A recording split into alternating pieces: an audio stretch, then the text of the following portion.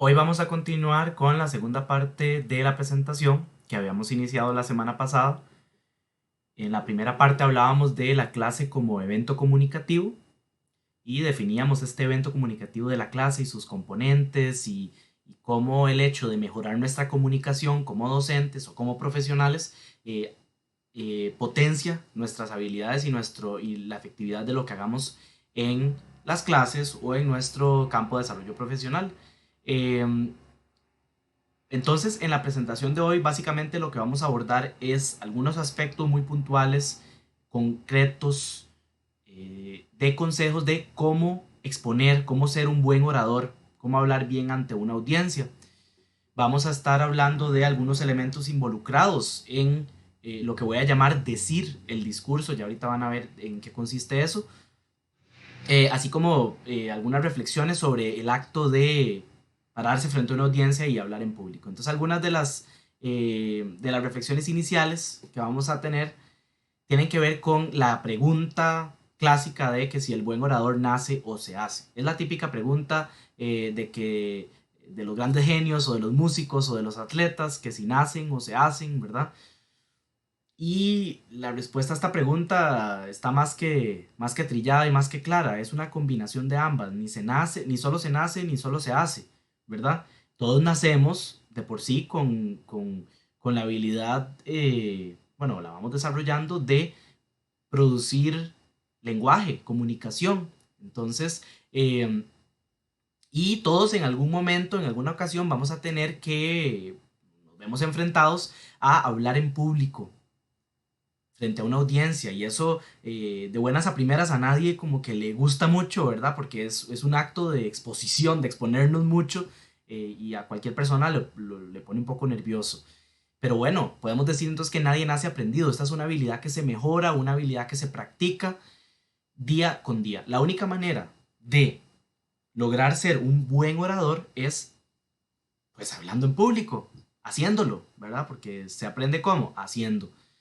Entonces, ese era el tercer punto esencial de esta parte introductoria.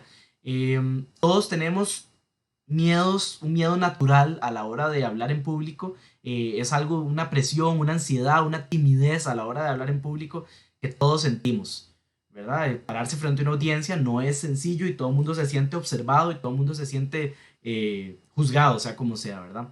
Pero hay otro tipo de miedo que se llama el miedo paralizante. Algunas personas sencillamente se bloquean cuando se paran frente a una audiencia y sienten un gran terror y una incapacidad de hablar y reacciones físicas y esto es como una bola de nieve, ¿verdad? Que va, que va poco a poco, que va empeorándose, porque entonces cuando usted está consciente de que tiene miedo, entonces el miedo se le aumenta y entonces es una bola de nieve. ¿Cómo podemos hacer para superar ese miedo paralizante?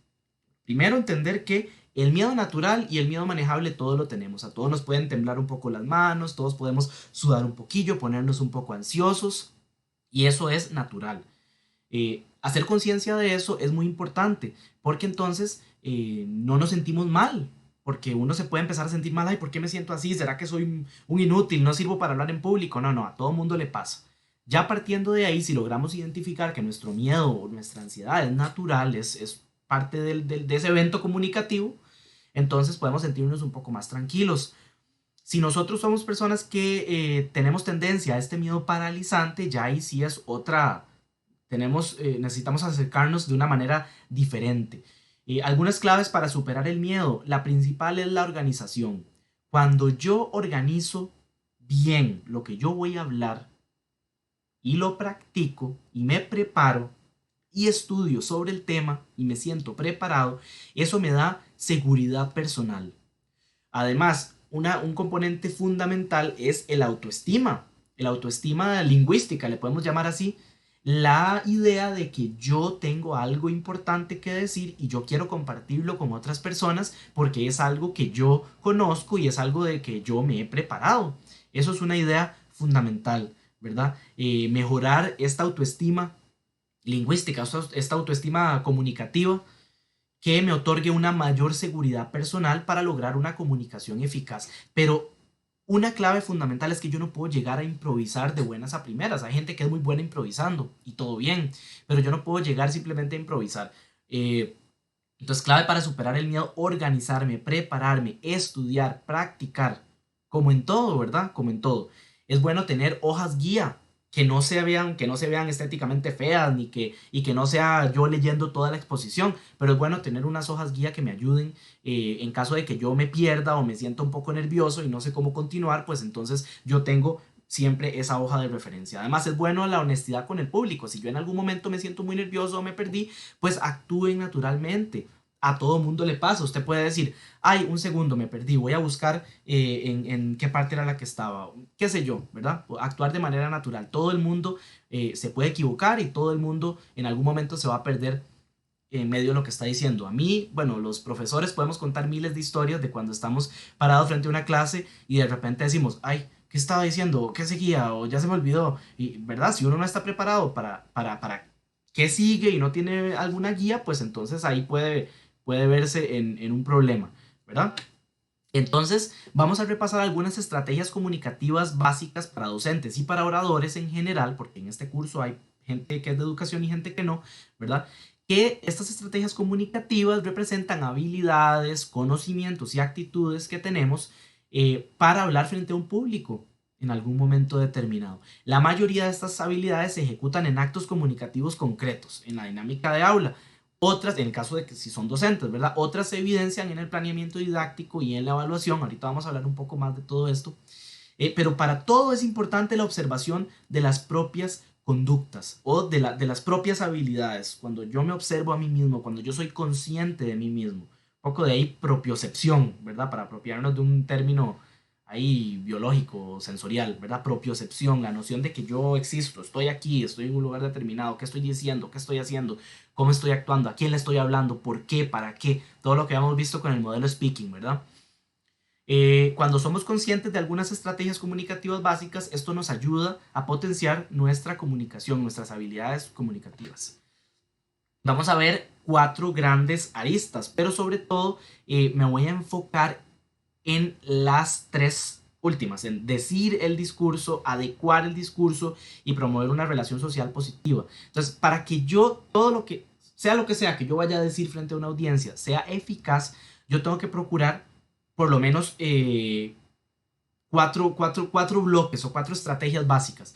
La primera es, por supuesto, estructurar lo que yo voy a decir, ¿verdad? Ordenarlo, organizarlo, que tenga una secuencia lógica que cualquier persona pueda seguir, ser consciente yo de eso y hacerlo consciente a los demás. De eso vamos a hablar en próximas semanas, porque eso es un tema más amplio, cómo estructurar bien un discurso oral o escrito, ¿verdad? Y algunos consejos para eso lo vamos a ver después. Hoy nos vamos a enfocar en la parte más del aquí y del ahora, decir el discurso, adecuar ese discurso a mi audiencia y promover una relación social positiva que haga que mi mensaje o lo que yo tenga que decir le llegue a esa audiencia.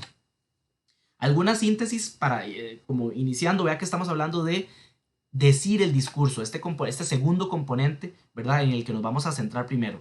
Entonces, algunas recomendaciones para decir el discurso, el acto del aquí y el ahora, estudiar el tema, planificar y organizar lo que vamos a decir, contar con una hoja guía, ¿verdad? Evitar leer en exceso, hablar de manera natural, natural. Siempre, obviamente, tampoco tan natural que nos relajemos tanto que ni nos entiendan lo que estamos diciendo, ¿verdad? Hablar de manera natural, con un discurso fluido, con una voz que todo el mundo escuche. Por eso ahí dice el manejo de la voz, de todo lo que tiene que ver con la prosodia, la entonación, el volumen de la voz, y el manejo de la mirada y otros recursos no verbales que ahora vamos a analizar más a profundidad, pero sobre todo los consejos básicos, las recomendaciones más puntuales son esas, ¿verdad? La mirada, la voz, la postura, evitar posturas corporales muy relajadas, por ejemplo, evitar movimientos reiterativos en los pies y las manos, eso que hacen un pie para adelante, un pie para atrás, un pie para adelante, un pie para atrás, o tener un lapicero y estar haciendo así con el lapicero, o la maña mía,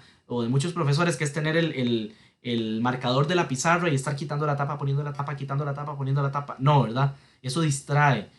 Eh, Estar conscientes de que estar nervioso es normal. Entonces, una estrategia básica es buscar, perdón, técnicas para controlar la respiración. Es bueno practicar la meditación, el yoga o cualquier otro ejercicio que me permita ser consciente de mi respiración. La clave fundamental de la comunicación y del lenguaje es esta cadena de oxígeno y de dióxido de carbono, ¿verdad? Entonces tenemos que ser muy conscientes de el aire cuando sale y cuando entra y controlarlo para no terminar haciendo así como, ¿verdad? Y tomando aire con cada cosa que vamos a decir.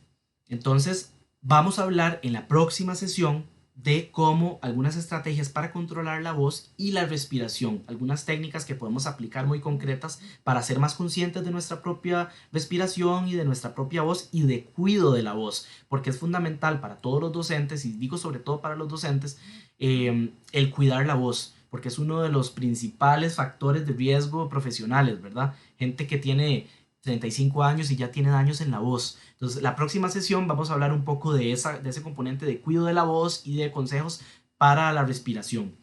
Entonces, controlar la respiración. Hablar ni muy rápido ni muy lento. Ahora vamos a ver por qué ni muy rápido ni muy lento, sino un punto intermedio. Confianza, autoestima. Y ya en cuanto a las diapositivas o lo que sea que usamos para proyectar al público, no cargarlo con texto. Nadie se pone a leer un texto diminuto, cuidar los colores, que no haya contrastes que hagan que no se puedan ver las letras, todo esto que ya sabemos, ¿verdad? Poner imágenes más que texto. Y algo muy importante que todo buen orador siempre tiene que tener en cuenta, siempre tener plan B y plan C. ¿Qué pasa si mi plan inicial falla? ¿Verdad? Si estamos, por ejemplo, ¿qué pasa si de repente la computadora no funciona y la presentación que yo traía ya no me funciona? ¿Qué hago? ¿Qué hago yo? Digo, ay, lo siento, ya no puedo hablar, lo cambiamos para luego, o tengo un plan B. Es más profesional siempre tener un plan B. Por eso es bueno siempre tener cualquier cosa que yo vaya a decir impreso, para yo no depender de una presentación escrita, sino yo, una presentación, perdón, digital, sino yo tener algo con lo que yo me pueda guiar sin importar si hay presentación o no, por ejemplo. Otro consejo es siempre tener la presentación en el correo, en la nube, en la llave, en 3 lugares diferentes, porque puede que una no me funcione, ¿verdad? Tenerla siempre ojalá en PDF y no en PowerPoint es otro buen consejo para que entonces yo no tenga problemas de edición, que llego a meter mi llave a otra computadora y todo se despagina y se ve rarísimo, ¿verdad? Entonces es bueno siempre tener plan B, plan C. Entonces, para este curso y para la vida en general, no puedo llegar y decir, ay, profe, es que, qué sé yo, faltó tal compañero y ese era el que tenía que decir tal parte. De ahí, pues no, hay que tener plan B. ¿Qué pasa si alguna persona falta? ¿Cómo podemos sustituirla? ¿Cómo podemos improvisar sin que nadie se dé cuenta que pasó algo, ¿verdad? Entonces, algunos componentes, concentrémonos o discutamos un poco más técnicamente de algunos componentes de la oralidad. Podemos hablar de 5 componentes básicos: componentes lingüísticos, paralingüísticos, prosódicos, proxémicos y cinésicos. Lo lingüístico tiene que ver con las palabras y la oración y las oraciones propiamente dichas en una lengua concreta, mientras que lo paralingüístico tiene que ver con lo que no es palabra u oración, pero sí es como una emisiones vocales, ahorita vamos a hablar más de eso, que acompañan a las expresiones lingüísticas. Lo prosódico tiene que ver con el manejo de la voz y ya les comenté que eso lo vamos a dejar para un temita aparte la próxima semana. Lo proxémico tiene que ver con el manejo del espacio, el espacio personal, el espacio social, la proximidad y el contacto físico y el movimiento, que se mezcla con lo cinésico, que es el último componente. Lo cinésico tiene que ver con movimientos corporales. Ojo, pero no cualquier movimiento corporal, sino movimientos corporales comunicativamente significativos. ¿Qué es eso? Bueno, ahorita lo conversamos. Vamos a entrar un poquitito más en detalle de cada uno de estos elementos.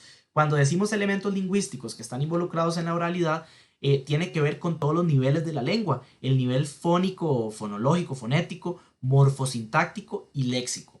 Eso es uno de los elementos que tenemos que cuidar cuando nosotros estamos diciendo el discurso.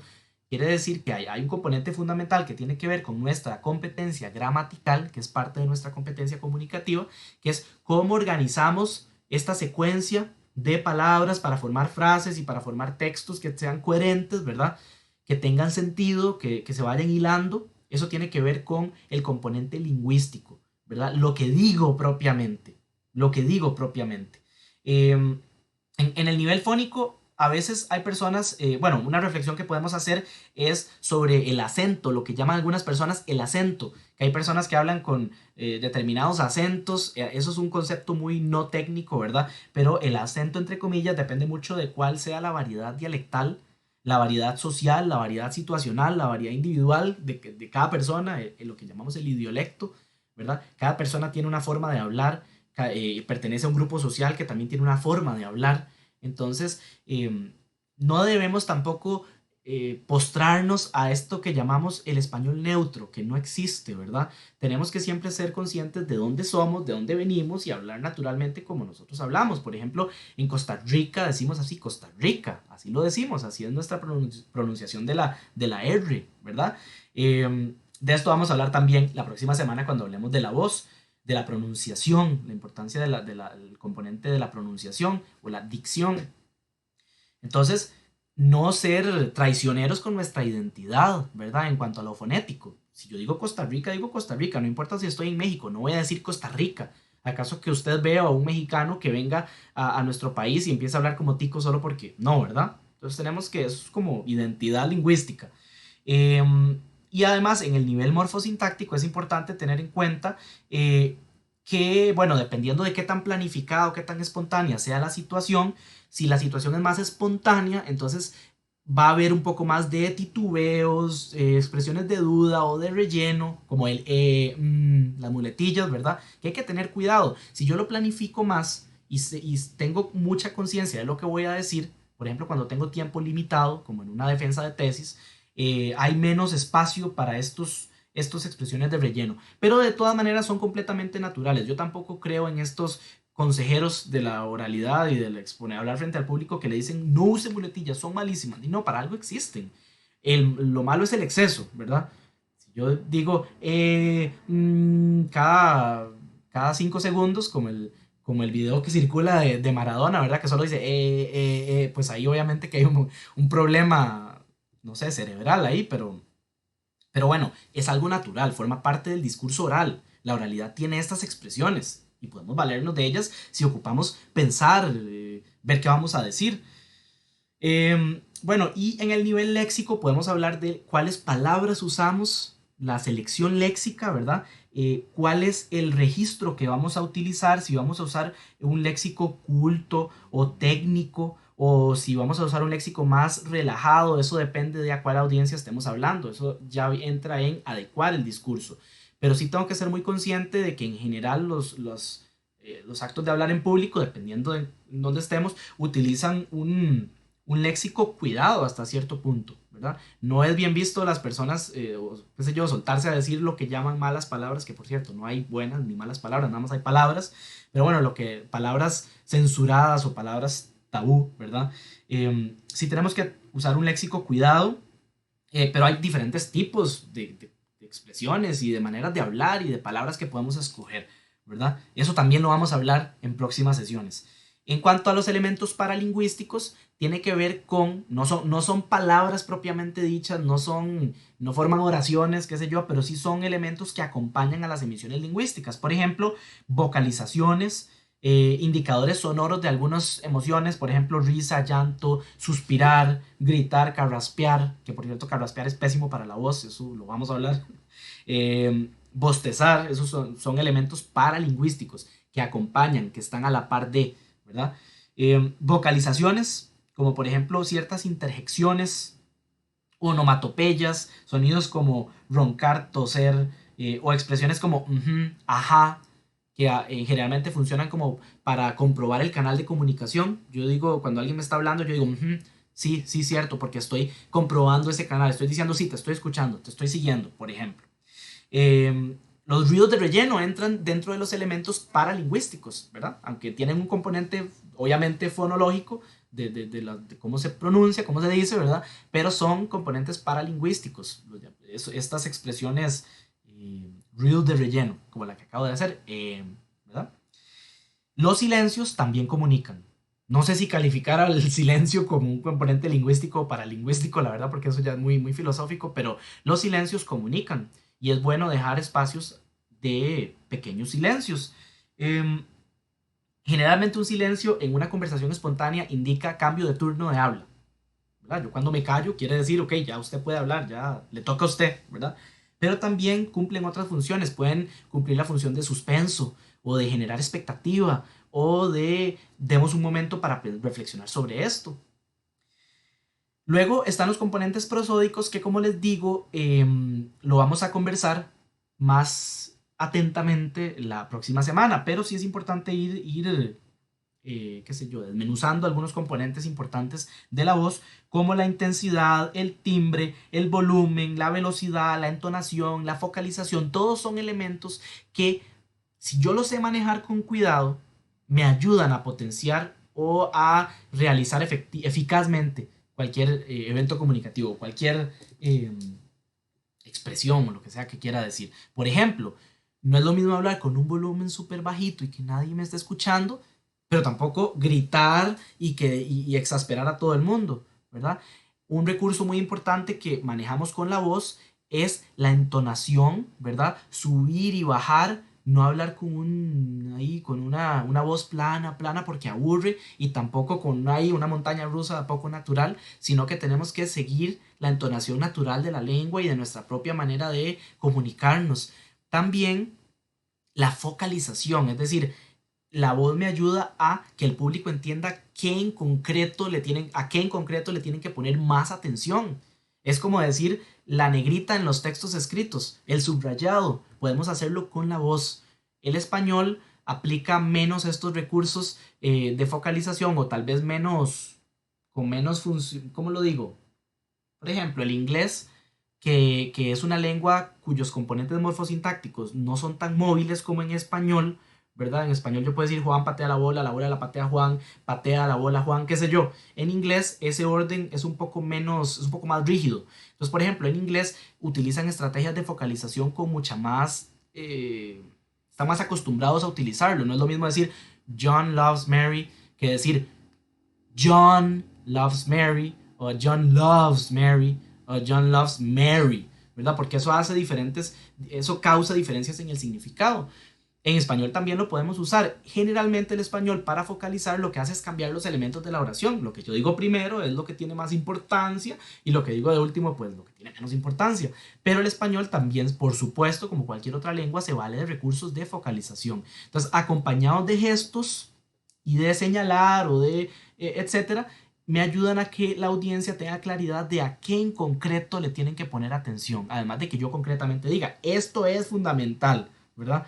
Em, entonces, la entonación, para volver un momento con algo que olvidé, la entonación me puede indicar la modalidad de la oración, ¿verdad? En español, por ejemplo, la entonación ascendente generalmente está asociada con actos de preguntas. Entonces yo digo, ¿usted va a ir al cine? ¿Usted va a ir al cine? Entonces la entonación es ascendente.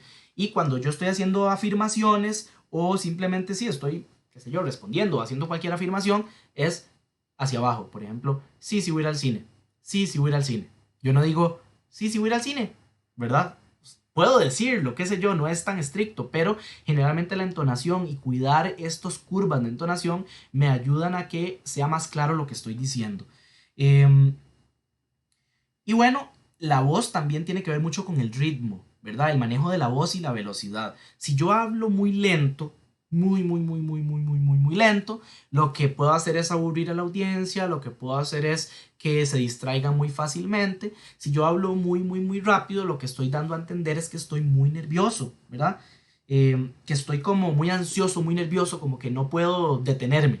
Entonces, una buena estrategia también para contener el miedo o la ansiedad de hablar en público es hacer muy consciente, decir, no hable rápido, no hable rápido, no hable rápido, voy a hablar despacio, voy a hablar lento, no demasiado lento, pero voy a hablar un poco más pausado, porque generalmente la velocidad un poco más pausada de lo que decimos indica que la persona está relajada, que está confiada, que está tranquila en lo que está diciendo. Mientras que si yo la velocidad la aumento y hablo rapidísimo, más bien estoy indicando otras emociones tal vez un poco más alteradas.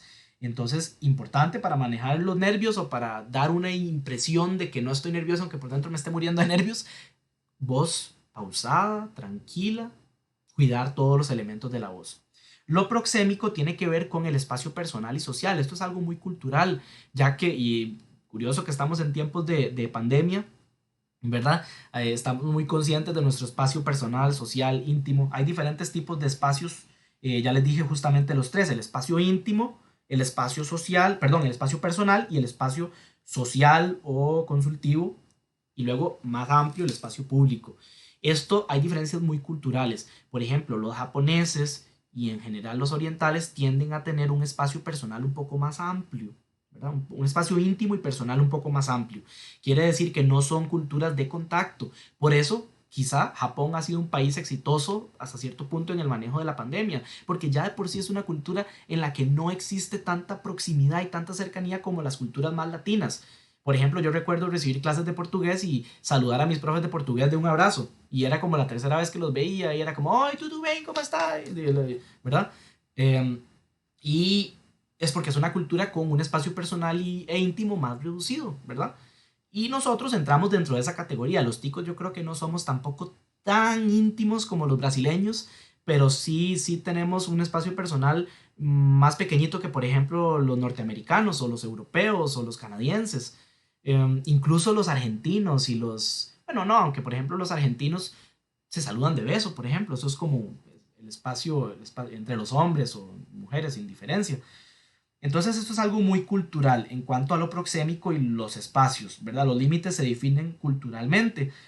Siempre en cuanto a la proxemia, a mí me gusta resaltar que el espacio físico, y esto nos ayuda, el modelo speaking nos ayuda en esto, el espacio físico tiene un significado, una significación psicosocial, simbólica, cultural. Entonces, ¿cómo me desplazo yo en donde esté hablando y la conciencia de dónde estoy me ayuda mucho a que mi comunicación sea más eficaz? Si estoy en una iglesia, si estoy en un auditorio, si estoy en una clase, dónde estoy, en qué espacio estoy, qué significa este espacio para la gente que está aquí, ¿verdad? Si estoy en un estadio, qué sé yo. Entonces siempre estar conscientes del espacio y cómo me voy moviendo en el espacio.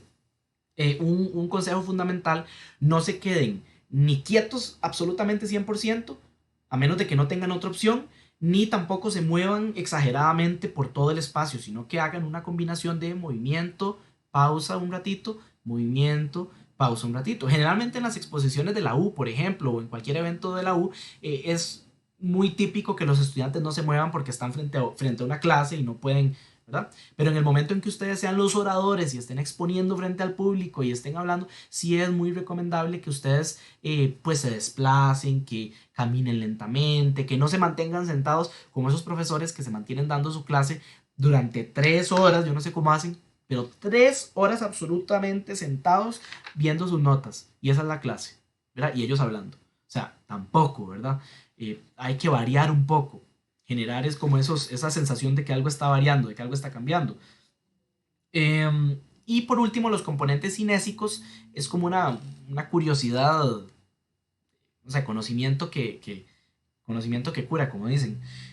Los elementos cinésicos tienen que ver con movimientos corporales comunicativamente significativos. Aquí vamos a meter la mirada, los gestos, las posturas, los movimientos y los desplazamientos. Entonces vean que combiné lo proxémico, que tiene que ver con el espacio, con lo cinésico, que tiene que ver con los movimientos comunicativamente significativos.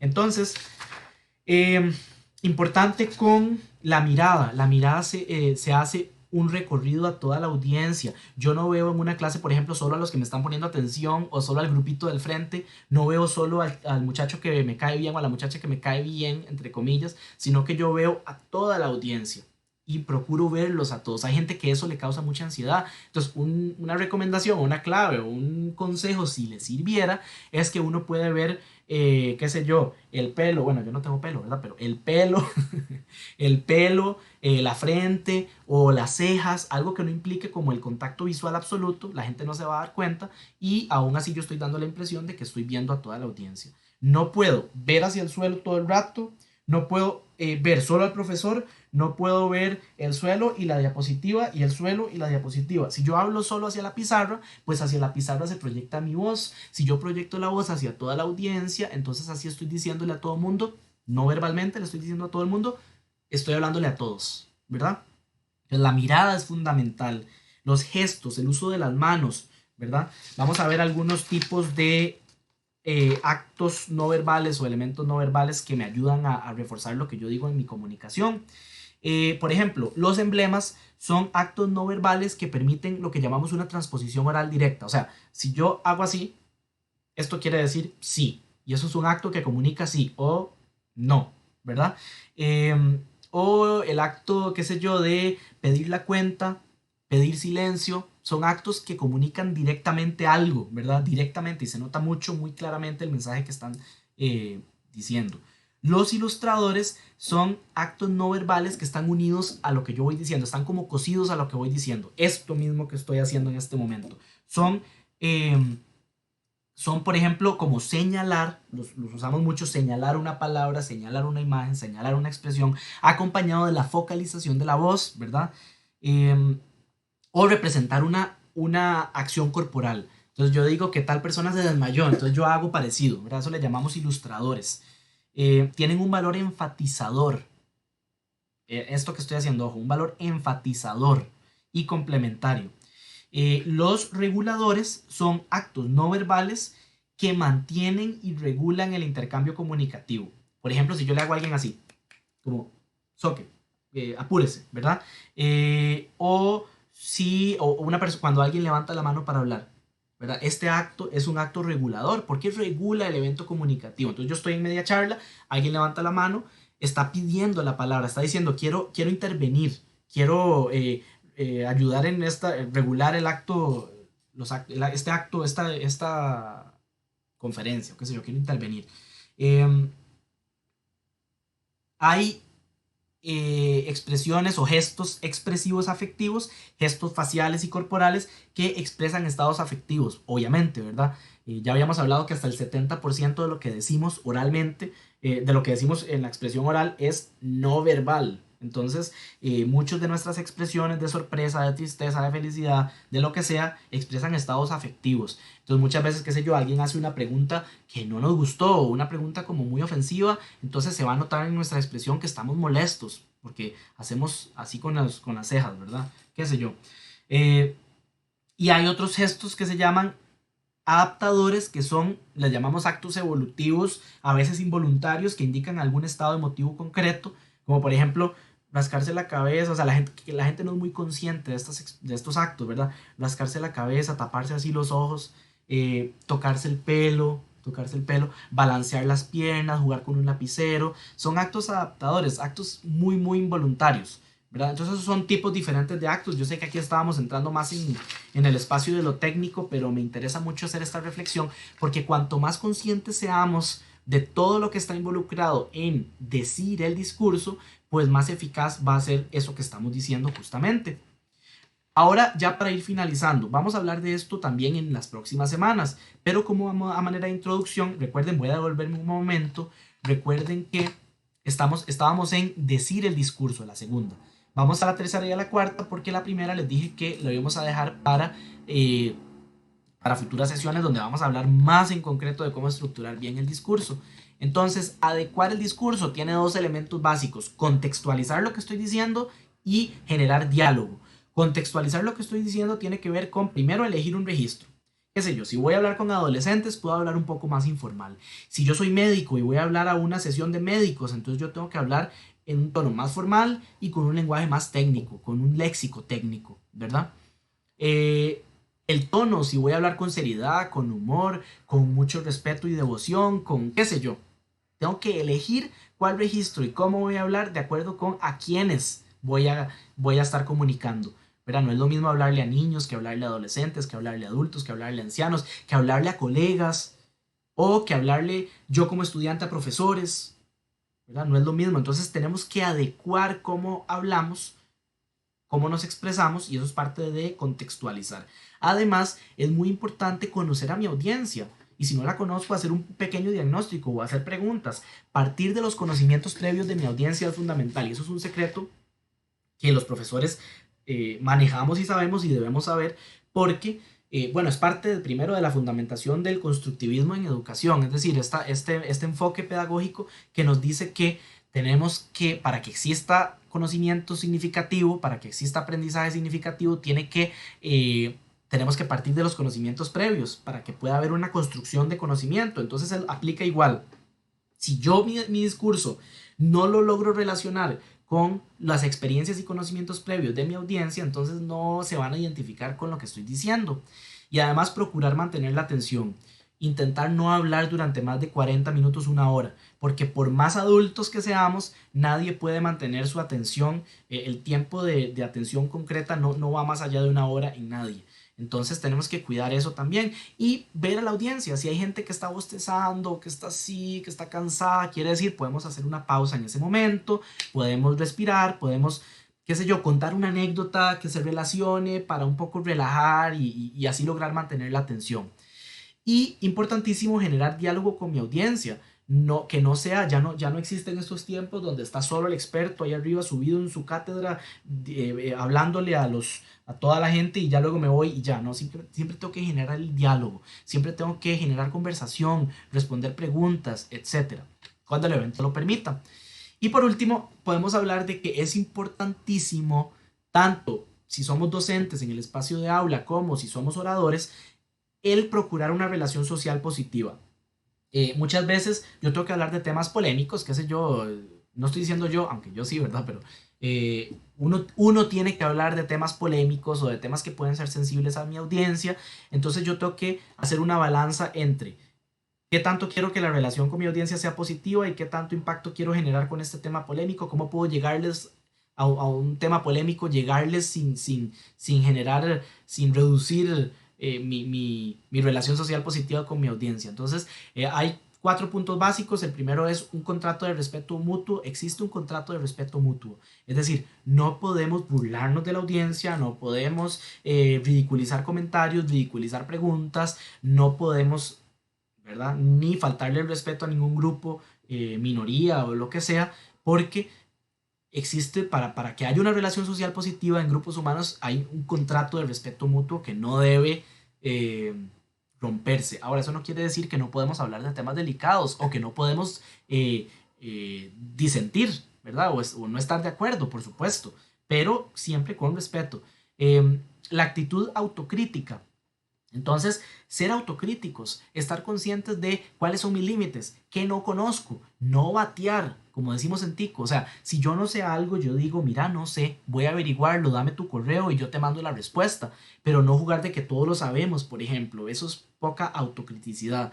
Una actitud autocrítica hace que se identifique mejor conmigo. Entonces, lo que no sé, no lo invento.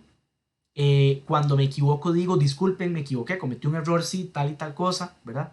Eso es fundamental, la actitud autocrítica, establecer complicidad, el manejo del humor. El humor es muy importante, pero hay que tener mucho cuidado porque el humor no siempre va bien en todo lado y no a todo el mundo le cae igual. Entonces hay que tener cuidado con el tipo de humor. Yo generalmente, a mí el que más me gusta, el tipo de humor que más me gusta es el humor tonto. El humor de profesor así, tontillo, ¿verdad? Que no ofende a nadie, que son chistes tontos que uno ya tiene ahí programados y uno nada más los saca y los dice y no ofenden a nadie, ¿no? Cosas tontas hasta que para que los estudiantes más bien se rían entre ellos de uno, ¿verdad? Entonces, ese es el tipo de humor que yo utilizo porque no hay un humor, qué sé yo, esos chistes que usan ciertos grupos humanos, no, eso puede generar más bien choques, ¿verdad? Anécdotas relacionadas con lo que yo estoy diciendo, es una buena manera de empezar un tema, ¿verdad? Para generar esa complicidad. Entonces yo cuento una anécdota personal. Bueno, cuando yo era joven, mi abuelo tal y tal cosa. Eso me ayuda a que se identifiquen conmigo y a partir también de los conocimientos previos de mi audiencia. Y como les digo, el último punto se relaciona con la actitud autocrítica, la honestidad. La honestidad, o sea, yo no voy a inventar lo que no sé, ni voy a fingir ser experto de lo que no sé. Entonces, fundamental actitud de honestidad. Entonces, como conclusión les digo, hemos abordado estrategias para decir el discurso, para adecuar el discurso y para promover relación social positiva. Nos falta abordar estrategias para organizar y estructurar el discurso, lo cual lo abordaremos en próximas sesiones. Pero lo más importante de todo esto es que estos son apenas conocimientos teóricos. ¿Cómo, cuándo los podemos ver más claramente? Cuando los aplicamos, cuando los intentamos llevar nosotros a la práctica. Entonces, esto de nada sirve todo lo que yo estoy diciendo si uno no intenta llevarlo a la práctica, si uno no intenta ser consciente de su propio de su propia comunicación, de sus propias habilidades, de sus carencias, de sus fortalezas. Entonces, todo esto es importante para que ustedes lo apliquen en las exposiciones que vamos a hacer en el curso y para que intenten practicar ser muy conscientes de su comunicación y de lo que están diciendo, porque eso les va a ayudar a decir, mira, yo tal y tal cosa podría mejorar, o mira, tal cosa salió bien, ¿verdad? Entonces, importante, que lo teórico no se quede solo en lo teórico, esto hay que aplicarlo. En esta modalidad virtual que estamos haciendo, pues, ¿cómo se aplicará? Se aplica simple y llanamente nosotros en las sesiones, en las exposiciones virtuales, yo voy a estar viendo lo que yo pueda ver de esos elementos. Y ojalá que podamos en algún momento vernos presencialmente para ya ahora sí verlos cómo están manejando esas habilidades. Entonces, bueno, ya están anunciados las próximas sesiones, vamos a hablar mucho más detenidamente al respecto de los temas que ya les comuniqué que faltan. Entonces, muchas gracias por su atención.